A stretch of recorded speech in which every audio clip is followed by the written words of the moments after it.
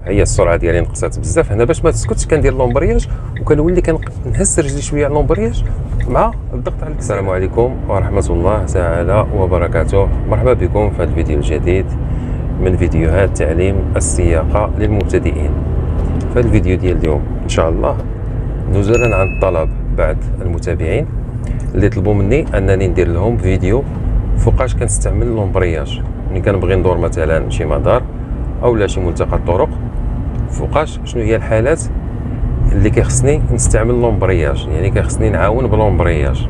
هادشي اللي غادي نشوفوا في هذا الفيديو ديال اليوم ان شاء الله. باش نعرفوا فوقاش كنستعملوا لومبرياج هي ملي كتنقص لنا السرعه تحت المعدل. مثلا انا نمشي مثلا غادي نديروا تجربه، نكون في هذا المدار، غادي ندور هذا المدار.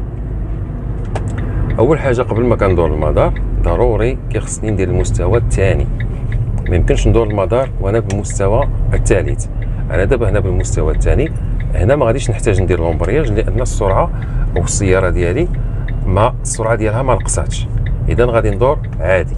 دابا غادي ندور من هنا عادي، كنمشي ضاغط على الكسيراتور بشويه، يعني بدون الحاجه انني نضغط على لومبرياج، لان كنحاول دائما لومبرياج ما نضغطش عليه الا عند الضروره. فوقاش كتكون هذه الضروره لانني نستعمل لومبرياج؟ مثلا ملي كنقص السرعه بزاف، انا غادي نحاول نقص السرعه بزاف باش نشوف الطريق. هنا السرعه ديالي نقصات، كندير لومبرياج وكنولي كنهز رجلي على لومبرياج بحال الا كنقلع من جديد. هذه هي الحاله اللي كندير فيها لومبرياج. علاش كندير هنا لومبرياج؟ باش السياره ما غاديش تبقى تمخط بيا ولا غادي تسكت لي في وسط الطريق. هنا في هذه العقبه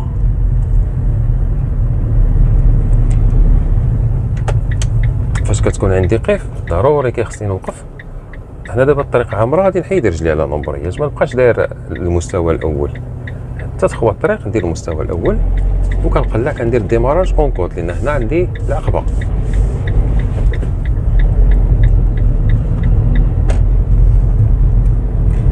غنحاول نستعمل لومبرياج هنايا باش تبان لكم الطريقه.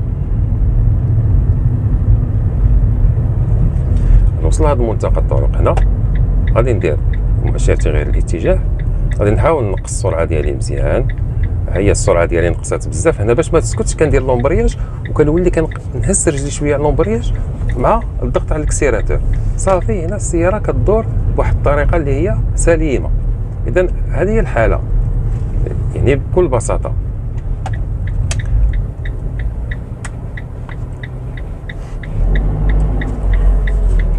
غادي نحاول نشرحها دابا يعني بلا تطبيق، غير باش تبان الطريقه اللي كنستعمل.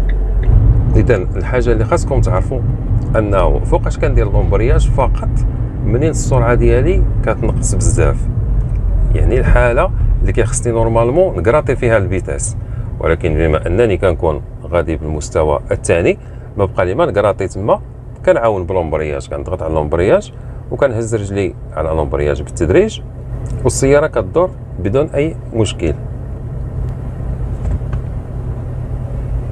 فوقاش كنعرف ان السرعه نزلت على المعدل ديالها؟ منين العداد، المؤشر ديال عداد دورات المحرك كينزل لي على 1000 دوره في الدقيقه.